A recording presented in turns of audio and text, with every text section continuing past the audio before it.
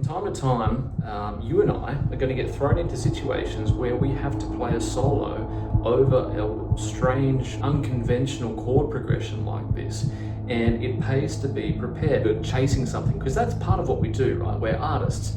And so you have to chase the muse. You have to go and explore somewhere, and you might find something interesting. And you might find a new trick to add to your repertoire. You don't know. The only way to do that is to experiment.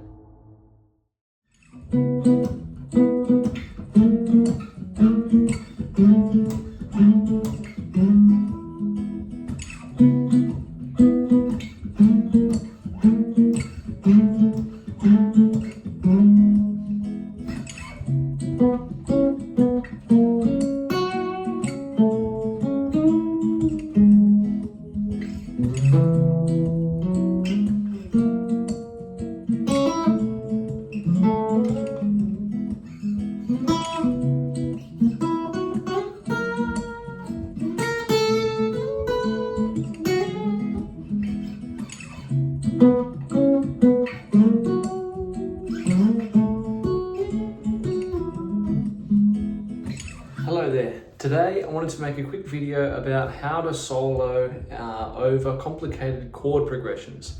Now, I've just shown you a little loop that's very similar to Stevie Wonder's Isn't She Lovely?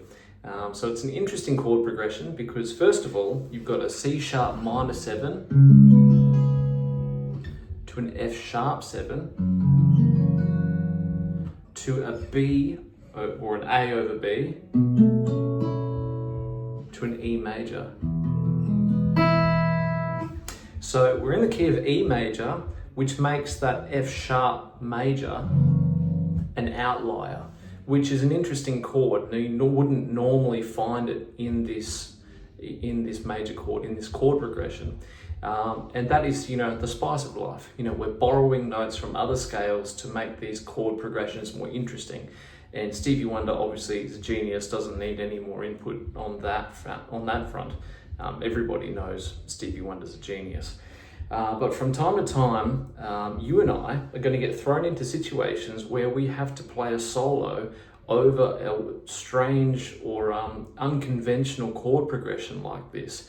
And it pays to be prepared. And I've got a couple of methods that I normally use when I go over something like this, because obviously sticking with a regular E major scale isn't always going to work when you're playing over that F sharp major, because an E major scale, as I've explained, has an A natural. But an F sharp major chord has an A sharp, which means the E major scale has to be augmented, and that A has to be sharp by one semitone to fit over that F sharp major chord. But that's not the same for the whole chord progression. So how do you navigate that in a live setting? You're not sort of sticking to one thing and playing it through the whole progression. So you've got to be a little bit more creative with how you do this.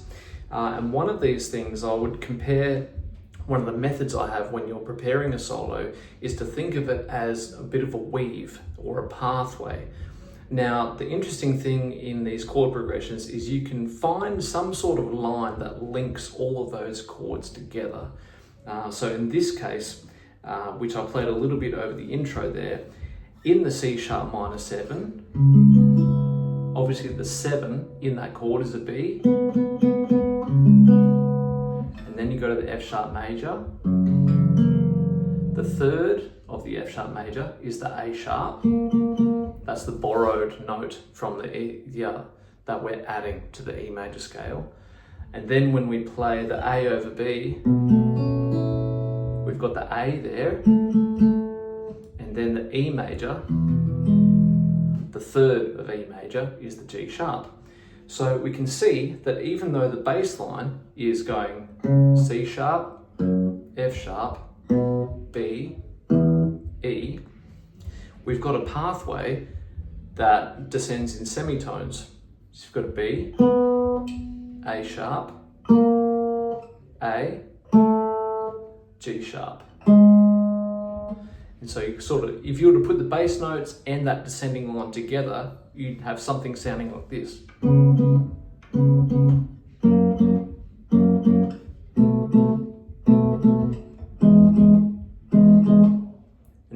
put it all together at the end of the chord progression there.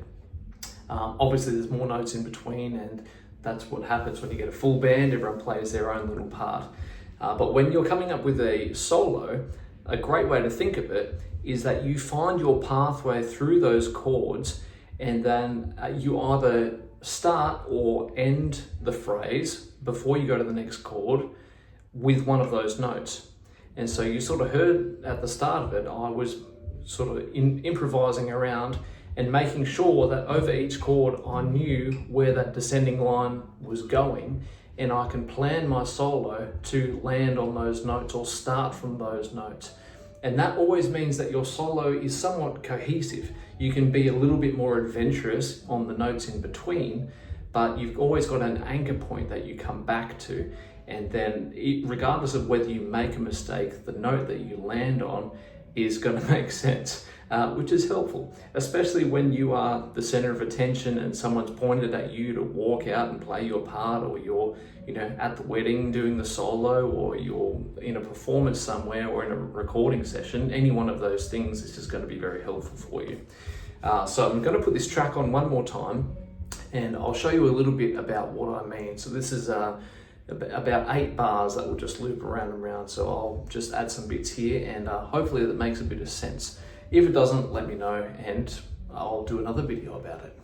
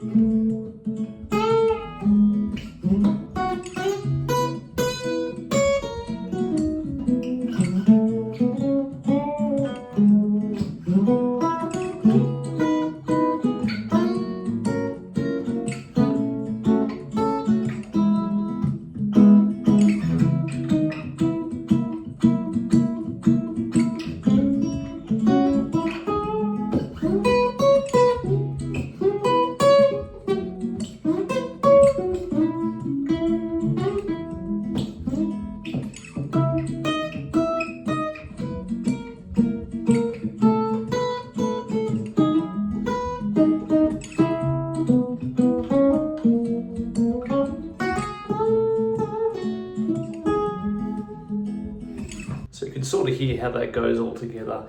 Obviously I improvised a little bit over there. I didn't quite stick to the path or the weave that I was talking about, but you get the idea. Even if you get a bit adventurous and you go a bit further out than you thought you were going to, or you're chasing something, because that's part of what we do, right? We're artists. And so you have to chase the muse. You have to go and explore somewhere, and you might find something interesting. And you might find a new trick to add to your repertoire, you don't know. And the only way to do that is to experiment. Go out there and try things. Now, obviously, you don't want to fall flat on your face, so it pays to do this sort of preparation at home in a bedroom with a track like this. And I would encourage you to do so, because that just means that you are battle ready. Once you get out there, you know exactly what you're going to do, and how you're going to apply all of the tools and the knowledge and the techniques that you're learning. So I hope that was helpful. I love doing this sort of stuff. So let me know if there's something else that you would like to know. YouTube thinks that you would like this video next, and I would like you to watch it also. So thanks for watching. Please like and subscribe. I will see you in the next one. Thanks again. See you later. Bye.